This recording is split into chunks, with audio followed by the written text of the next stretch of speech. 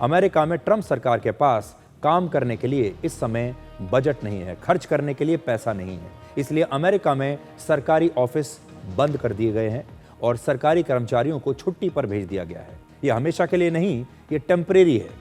अमेरिकी सरकार को चलाने के लिए हर साल एक बजट पास कराना जरूरी होता है और इस बजट के पास होने के बाद ही सरकार को पैसा खर्च करने के लिए पैसा मिलता है, सरकारी कर्मचारियों को वेतन मिलता है।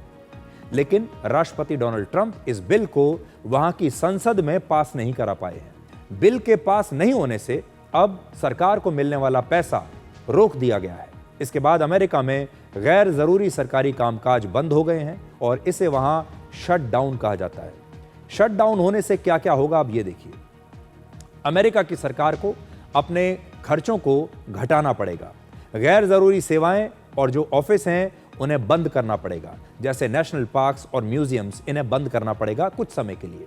करीब 40 लाख लोगों की सैलरी पर इसका असर पड़ सकता है।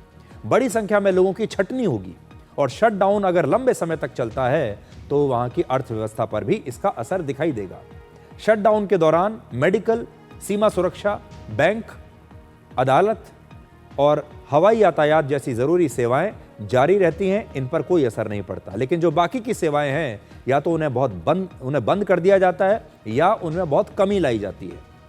अमेरिका में सरकार को खर्च करने के लिए हर साल लगभग 590 लाख करोड़ रुपए की जरूरत होती है। ये उनका बजट है, 590 लाख रुपए।